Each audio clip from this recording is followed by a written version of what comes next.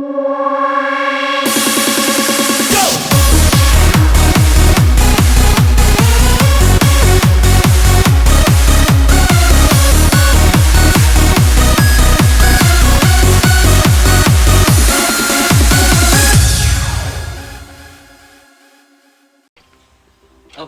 hi. You just caught me here in a hover position. You got me thinking. When I do my classes, many participants struggle with the technique and the position of this. So I figured, why not make a video about it, how to do it perfectly. So here we got a few tips on how to perfect the hover. And yeah, I cut my hair. Let's start with the basic setup. You can be on your knees or on your toes, elbows directly under your shoulders, feet can be wide or narrow. For variations where you, for example, extend arms and legs, it can help with balance to take the feet wider. Back is long and straight with a natural curve in the lumbar spine.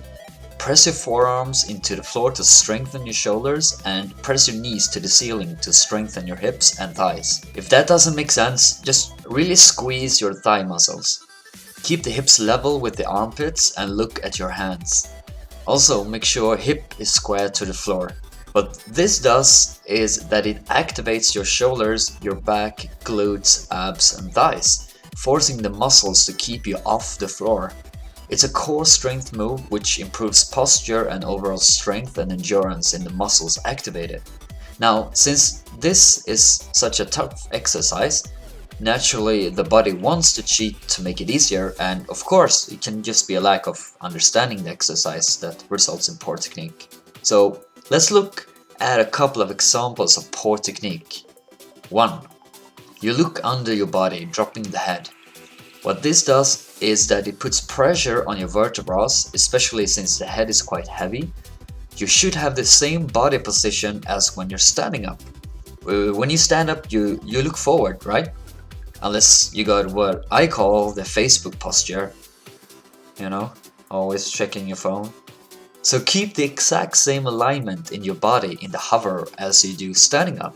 There really shouldn't be a difference. So you need to look at your thumbs or slightly forward of them to correctly align the neck. 2. Your hips drop. I call this the hammock. This is usually due to lack of strength in the back muscles. Keep your hips in line with the armpits to engage the muscles of the back and abs. 3. Your butt is sticking up in the air.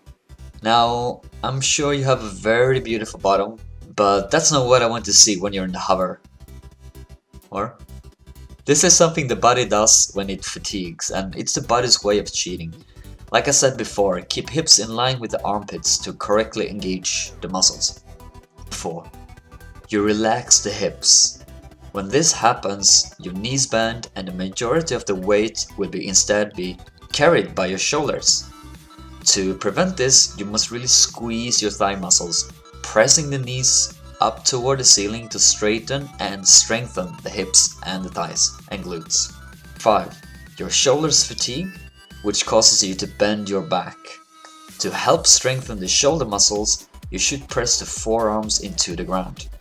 When you do this, you should feel the shoulders activate a bit more and your chest will lift up a bit as well. 6. Your body weight is not evenly distributed. I can't pronounce that word, I'm so bad. This common mistake, which makes the move tougher but not more effective, mind you, is when your body weight is more in the lower body. To prevent this, press your chest forward between your arms. Hopefully this should help you become stronger and more effective in a hover. If it did help you, press like, and if you know someone who has bad form, recommend them this video. Subscribe to my channel for even more fitness related videos like HIIT workouts, stretching tips and more. And thank you for tuning in.